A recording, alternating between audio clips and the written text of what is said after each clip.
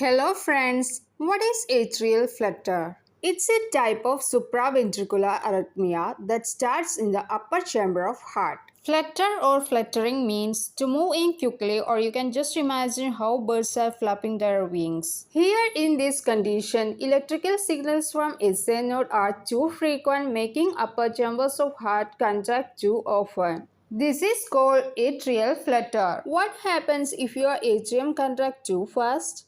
It can fill enough blood and it causes heart to pump less blood to your body than normal. It means cardiac output will be less. Here, heart beats in fast and rapid but in consistent pattern. It means it is a regular rhythm almost. When we compared with atrial fibrillation as we discussed in previous video, which is an irregular rhythm where electrical signals are in disorganized manner and from multiple sides. Let's see etiology or causes of atrial flutter. It includes coronary artery disease, congenital heart defects, heart valve disorders, high blood pressure, and overactive thyroid. What are the signs and symptoms of atrial flutter? It's almost similar with atrial fibrillation.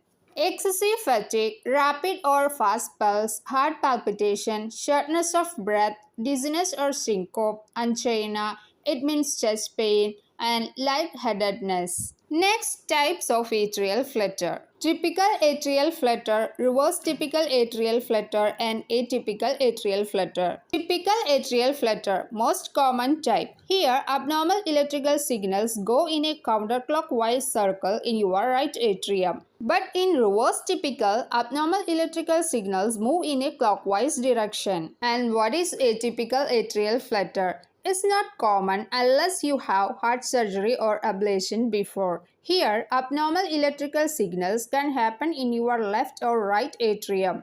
We can understand which type of atrial flutter based on electrocardiogram results. Next is ECG interpretations. Here in this ECG, you can see flutter waves instead of P waves, which has a sawtooth appearance. QRX complex usually normal, which measures less than 0.12 seconds. And here you cannot see PR interval, QT interval, T waves, and also isoelectric baseline. What is isoelectric baseline? It is a flat line which represents no electrical activity, as you can see in the picture. Comes to other points. Rhythm usually regular, but it can vary. Rate also variable. Ventricular rate depends on AV conduction will be 1/2 or 1/4 of atrial rate. It means if atrial rate is around 300 beats per minute, then ventricular rate will be either 150 beats per minute or 75 beats per minute corresponding to atrial rate. The most common atrioventricular conduction ratio will be 2:1, that is atrial rate of 300 beats per minute with ventricular rate of 150 beats per minute. But it can also vary depends on AV conduction. So ECG findings may conclude as presence of flutter waves or F waves instead of P waves. QRX complex measures less than 0.12 seconds. Loss of isoelectric baseline. Rhythm usually regular may vary and rate variable atrioventricular rate. Let's move to diagnostic measures for atrial flutter. An experienced healthcare provider can understand atrial flutter through radial pulse palpitation. Blood test. It includes TSH, CBC, electrolytes, glucose, kidney function test, BNP, and D-dimer. D-dimer is mainly doing to detect any presence of blood clots. Next one, ECG. This is a quick and painless test, measures the electrical activity. Holter monitor.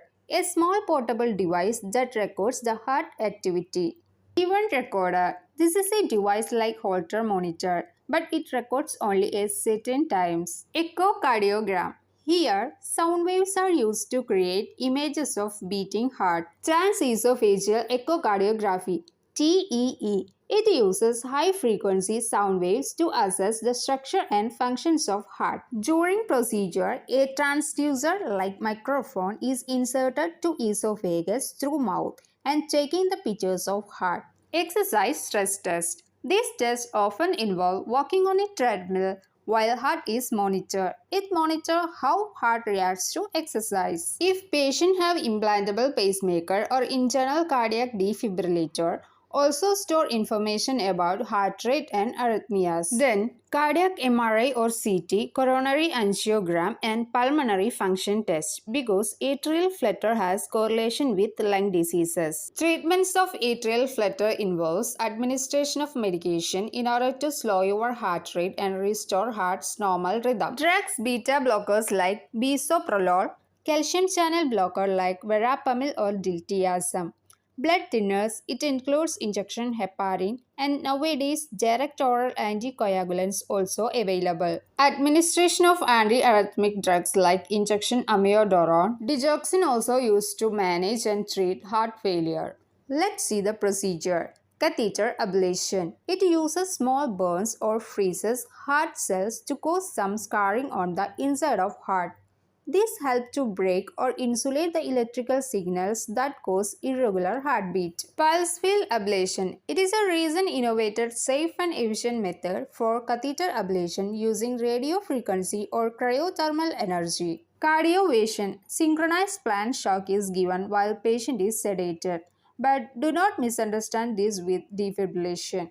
Do you know anyone can get atrial flutter? You are more likely to get it if you have other problems such as heart surgery, prior catheter ablation, diabetes, lung diseases, holiday heart syndrome, that is alcohol-induced atrial arrhythmia, obstructive sleep apnea, sepsis, obesity are the risk factors. Complications of atrial flutter involve stroke, heart failure, cardiomyopathy, and rapid heart rate. If this video really helps you, please like, share, and subscribe my channel. Thanks for watching.